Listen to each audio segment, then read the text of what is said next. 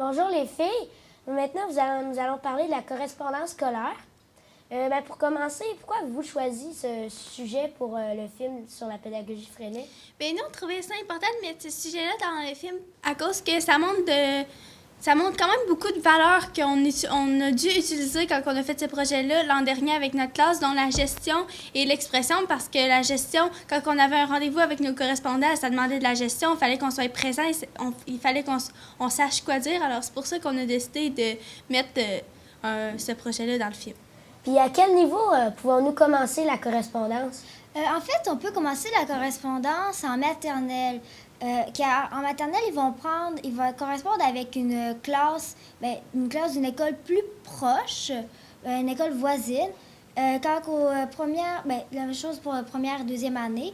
Au deuxième cycle, ça dépend, ça peut être quelque chose comme Montréal ou aussi plus proche, ça dépend du professeur. Mais au troisième cycle, ça va plutôt être un endroit plus loin d'une autre ville, comme nous, on avait fait à Montréal, puis en anglais en Inde. Merci. Dans la capsule que vous allez nous présenter, vous nous parlez du site EER VIA. Pourquoi avez-vous utilisé ce site plutôt qu'un autre site de clavardage ou de correspondance? Bien, nous, ça avait fait recommander ce site-là parce que, dans le fond, il est protégé, il est vraiment très sécuritaire. Il nous permet aussi de parler, clavarder, se voir live, comme on peut dire, puis s'écrire, faire des dessins. Alors, ça nous a vraiment donné le goût d'essayer ce site-là. Merci les filles. Passons maintenant à votre belle capsule.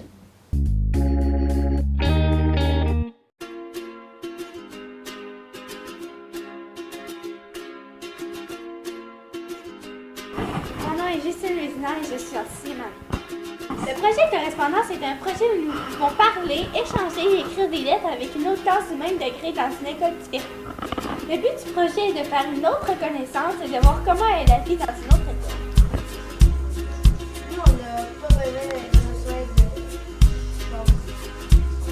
Pourquoi faites-vous ce projet? Les raisons sont pas simples. L'opinion de chacun est différente. Certaines personnes, c'est parce qu'ils sont jamais allés à Montréal. Mais pour ma part, j'ai jamais fait de projet correspondance en tant que tel, alors je voulais essayer ça. Moi, c'était la première fois que je faisais un projet correspondance. Puis je suis contente de découvrir des nouvelles personnes.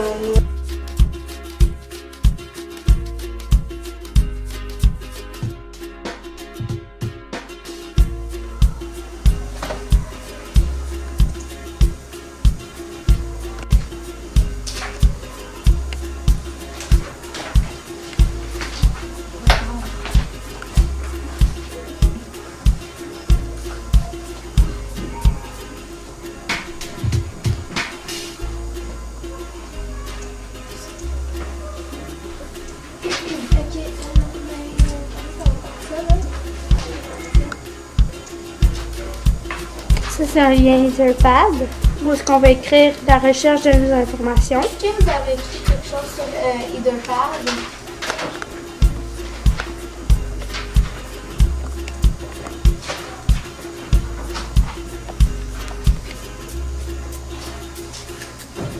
Comment le faites-vous? Nous utilisons un site de correspondance nommé EER VIA. Cela veut dire École en réseau et en envoyant des courriels. C'est quoi EER VIA? EER VIA veut dire École en réseau. C'est un site pour les écoles qui font de la correspondance ou autres projets. C'est un site ressemblant à Skype mais plus protégé et sécuritaire.